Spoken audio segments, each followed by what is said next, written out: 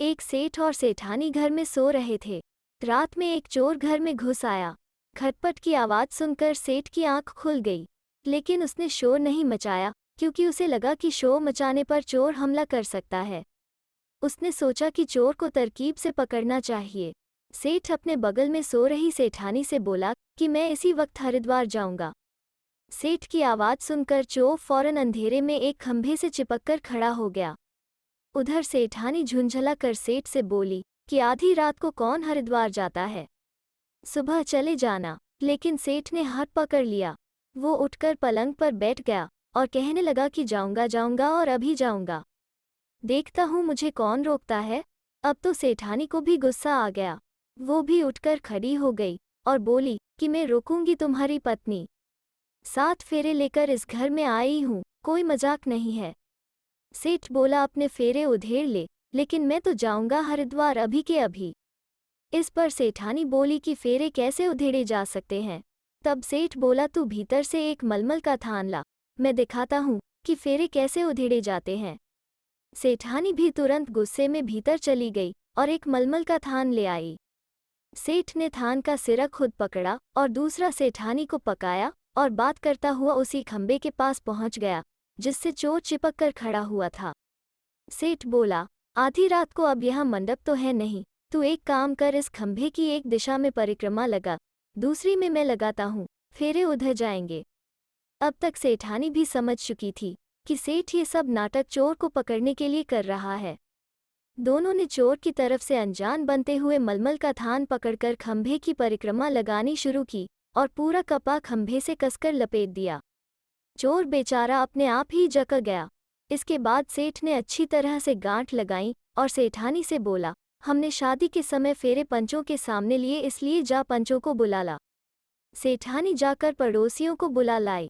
पड़ोसी भी हैरान कि आधी रात को सेठ को न जाने क्या सूझी है। तभी एक की नज़र खंभे से बंधे चोर पर पड़ी। उसने सेठ से पूछा, ये कौन है? तब सेठ बोला कि यही तो है जिसके कारण फेरे उधेड़ने पड़े हैं। अब जाकर चोर को समझ आया कि सेठ ने फेरे उधेड़ने का सारा नाटक उसे पकड़ने की खातिर किया था। एक गांव में एक पढ़ा लिखा विद्वान किंतु गरीब युवक था।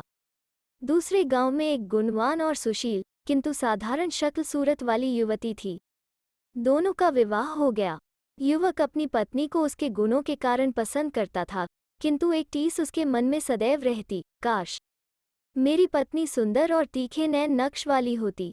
एक बार गांव में एक सिद्ध महात्मा जी आए और संयोग से इन्हीं गरीब दंपत्ति के घर ठहरे। 3 दिनों तक दोनों पति पत्नी ने महात्मा जी की खूब सेवा शुश्रूषा की। प्रसन्न होकर चलते समय महात्मा जी ने युवक को 3 नारियल दिए और कहा, बेटा, ये 3 नारियल मैं तुम्हें दे रहा हूँ। ये कोई साधारण नारियल नहीं, बल्कि मनोकामना पूरी करने वाले नारियल हैं। इनमें से प्रत्येक नारियल फोड़ते समय तुम जो भी एक कामना करोगे वो पूर्ण हो जाएगी। अर्थात ये 3 नारियल तुम्हारी 3 मनोकामनाएं पूर्ण कर देंगे। किंतु ध्यान रखना, इन्हें एक साथ मत फोड़ना, बल्कि सोच समझकर अपनी आवश्यकता अनुसार एक एक करके ही फोड़ना। इतना कहकर महात्मा जी चले गए। अब पति पत्नी दोनों बैठे कि पहला नारियल फोड़ने पर कौन सी मनोकामना की जाए। पति बोला, मेरी तो सबसे पहली इच्छा यही है कि तुम परियों जैसी सुंदर रूपवती बन जाओ। पत्नी झुंझला कर बोली, मेरे सुंदर होने से क्या होता है? आपको हमारी गरीबी दिखाई नहीं देती? यहाँ हर रोज यही चिंता बनी रहती है कि कल भोजन का इंतजाम कैसे होगा, और आपको मेरे सुंदर होने की पड़ी है। पति बोला, अरे तो हमारे पास 2 नारियल और भी रहेंगे ना, उन्हें फोड़ते वक्त धन दौलत भी मांग लेंगे। पहले तुम सुंदर तो बन जाओ। अब संसार में ऐसी कौन स्त्री होगी जो सुंदर नहीं दिखना चाहेगी? सो वो भी बस सिर झुकाकर चुप रह गई। पति पत्नी की मौन स्वीकृति समझ गया और उसने पहला नारियल फोड़ दिया।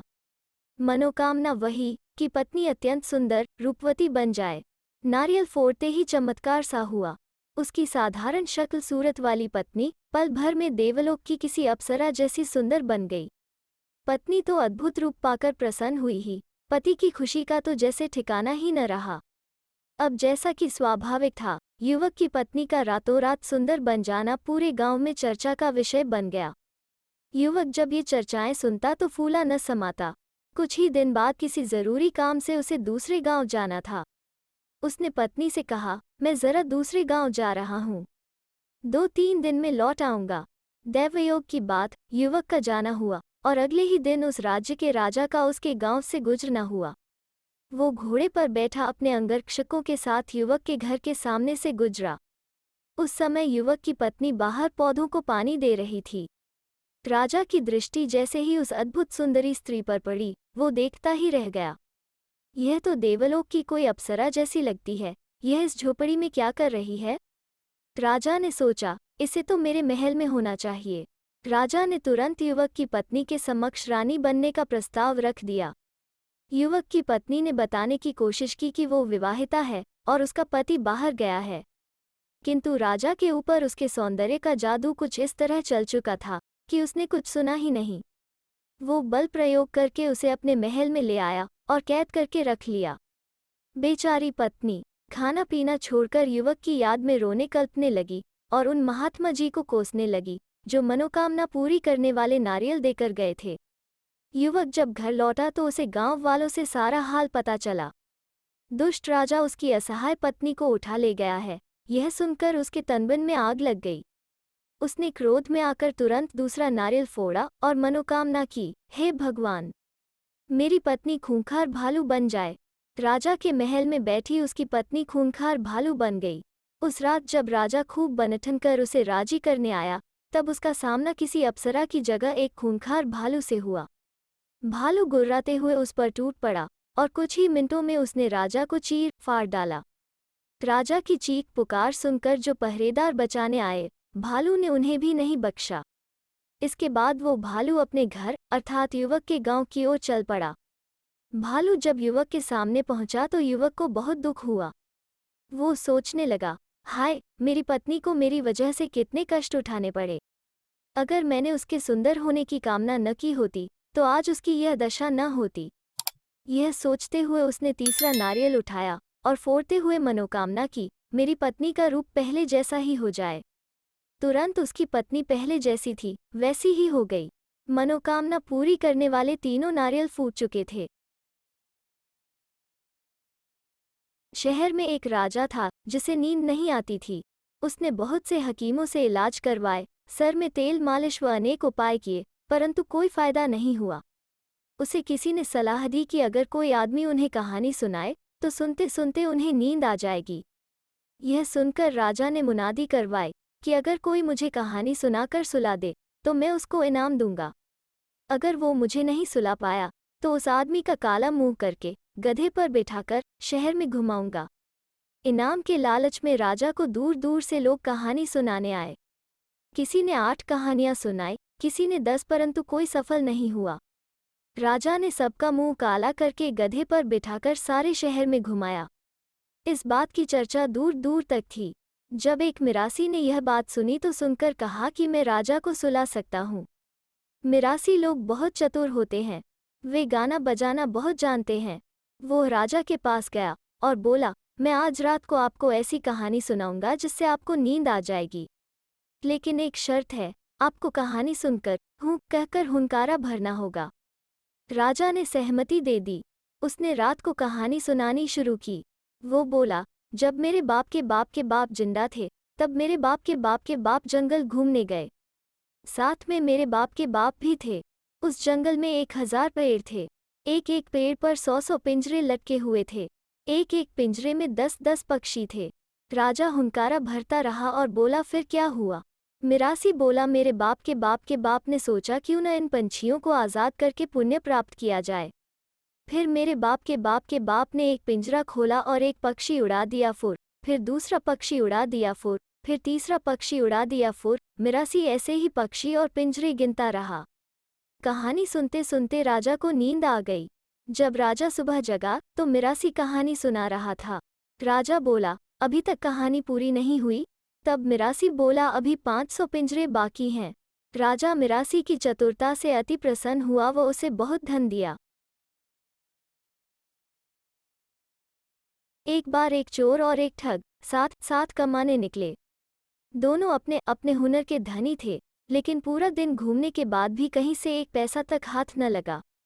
शाम को घर की ओर लौटते वक्त अचानक उन्होंने देखा कि एक दुकानदार दिए की रोशनी में दिन भर की बिक्री के रुपए गिन रहा है। चोर ने मौका देखकर एक कंकड़ी उठाई और ताककर दीपक में मारी। दीपक एक ओर को लुढ़क कर बुझ गया। दुकानदार रुपए वहीं छोड़कर दोबारा दिया जलाने के लिए जैसे ही माचिस लेने दुकान के भीतर गया, चोर ने रुपए उठाए और दोनों अंधेरे का लाभ उठाकर गली में भाग गए। दुकानदार ने लौटकर दिया जलाया तो देखा कि रुपए गायब हैं। उसने शोर मचाना शुरू कर दिया तो आसपास के कुछ लोग इकट्ठे हो गए और चोरी की घटना पर आश्चर्य व्यक्त करने लगे। उधर चोर बोला कि भाई, ये रुपए तो मैंने अपने हुनर से कमाए हैं, इसमें तुम्हारा कोई हिस्सा नहीं है। यह सुनकर ठग बोला कि कोई बात नहीं, अब तुम मेरा हुनर देखो। ठग वापस उसी दुकान पर आया और पूछने लगा कि यहाँ क्या हुआ है। लोगों ने बताया कि कोई चोर रुपए लेकर भाग गया। यह सुनकर ठग बोला कि चोर किधर गया, किसी ने देखा क्या? सबने इनकार में सर हिलाया। तब ठग बोला कि महत्वपूर्ण ये है कि अगर हमें ये पता चल जाए चोर इस तरफ को गया है तो उस दिशा में जाकर हम चोर को पकड़ सकते हैं। अगर सेठ जी चाहें तो हम चोरी की घटना दोहराकर चोर के जाने की दिशा का पता लगा सकते हैं। मैं खुद चोर बनकर ये जानने की कोशिश करूंगा कि असली चोर किस तरफ को भाग सकता है। लोगों के कहने पर दुकानदार चोरी की घटना दोहराने पर तैयार हो गया। जो लोग वहां खड़े थे वो भी कुछ दूर जाकर खड़े हो गए। सेठ ने कुछ और रुपए मंगवाए और फिर से उसी तरह से गिनने लगा जैसे चोरी के पहले गिन रहा था। ठग चोर बनकर आया और उसने दिए में कंकड़ी मारी तो दीपक बुझ गया। सेठ रुपए वहीं छोड़कर माचिस लेने भीतर चला गया। तब तक चोर बने ठग ने रुपए उठाए और उसी अंधेरी गली में भाग गया। दुकानदार और दूर खड़े लोग यही सोचते रहे कि वो अभी लौटकर आएगा, लेकिन वो अंधेरी गली में खड़े अपने दोस्त चोर के पास पहुंचा और बोला कि मैं भी अपने हुनर से रुपए कमा लाया हूं। अब फौरन यहाँ से 9-2-11 हो जाओ। और दोनों भाग गए। किसी शहर में एक धनवान बुढ़िया रहती थी, परंतु एक समय ऐसा आया जब बुढ़ापे के कारण उसकी आंखों की रोशनी धीरे धीरे कम होने लगी और कुछ ही दिनों में वो लगभग पूरी तरह से अंधी हो गई। अब उसे कुछ भी नहीं सूझता था और वो टटोल टटोल कर किसी तरह अपना काम करती थी। उसी शहर में एक चिकित्सक भी रहता था। वो अपने काम में बड़ा होशियार था, किंतु थोड़ा लालची स्वभाव का था। किसी ने बुढ़िया को चिकित्सक के बारे में बताया तो एक दिन वो पड़ोसी को साथ लेकर अपनी आंखों का इलाज कराने उसके पास पहुंची। चिकित्सक को पता चला कि बुढ़िया काफी धनवान है तो वो बोला, मैं तुम्हारी आंखों की रोशनी वापस ला सकता हूँ, लेकिन इसके लिए तुम्हें 1000 रुपये खर्च करने होंगे। बुढ़िया बोली, अगर मुझे पहले की तरह दिखने लगेगा तो मैं तुम्हें 1000 क्या 2000 रुपये दूंगी। चिकित्सक बुढ़िया की बात सुनकर खुश हो गया। बोला, अब तुम जाओ, मैं तुम्हारी आंखों के लिए दवा बनाता हूँ और उसे कल तुम्हारी आंखों में डालने तुम्हारे घर आऊँगा। दूसरे दिन चिकित्सक उसकी आंखों में दवा डालने उसके घर आया। वहां आकर जब उसने देखा कि बुढ़िया का घर कीमती सामानों से भरा पड़ा है तो उसकी नीयत खराब होने लगी। वो बोला, माँ जी, आपकी आंखें कुछ ज़्यादा ही खराब हो गई हैं, इसलिए इनमें एक दिन दवा डालने से काम नहीं चलेगा, बल्कि 1 महीने तक रोज नियम से दवा डालनी पड़ेगी। इसके बाद चिकित्सक रोजाना बुढ़िया के घर दवा डालने के बहाने आने लगा। वो बुढ़िया की आंखों में दवा की जगह पानी की 2 बूंदें टपका देता और उसके घर से चुपचाप कोई न कोई कीमती सामान उठाकर अपने घर ले जाता। बेचारी बुढ़िया को पता तक न चलता, क्योंकि वो तो अंधी थी। महीना पूरा होते होते चिकित्सक ने बुढ़िया के घर का ज्यादातर कीमती सामान चुराकर अपने घर में रख लिया। फिर एक दिन वो असली दवा की शीशी लेकर आया और उसे बुढ़िया की आंखों में डाला। दवा डालते ही अगले दिन से बुढ़िया को सब कुछ साफ साफ दिखाई देने लगा। बुढ़िया बहुत खुश हुई, लेकिन जब उसने अपने घर पर नज़र डाली तो उसे अपना बहुत सा कीमती सामान गायब नजर आया। वो समझ गई कि यह सब चिकित्सक ही चुरा ले गया है, क्योंकि उसके अलावा और कोई उसके घर में आता ही नहीं था। बुढ़िया की आंखों की रोशनी वापस आने के बाद जब चिकित्सक ने अपनी फीस मांगी तो बुढ़िया ने साफ इनकार कर दिया। बोली, मुझे पहले की तरह दिखाई नहीं दे रहा है, इसलिए पैसे नहीं दूंगी। चिकित्सक बोला, तुम झूठ बोलती हो, तुम्हें सब कुछ साफ साफ दिखाई दे रहा है, पर तुम मेरे पैसे नहीं देना चाहती।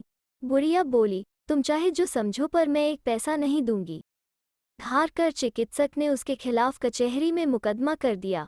न्यायाधीश ने बुढ़िया से कहा, तुम इस चिकित्सक के पैसे क्यों नहीं दे रही हो? बुढ़िया बोली, हुजूर, इस चिकित्सक के साथ मेरा ये तय हुआ था कि मुझे पहले की तरह दिखाई देने लगेगा तो ही पैसे दूंगी। जब मुझे पहले की तरह दिखाई दे ही नहीं रहा है तो किस बात के पैसे दूं?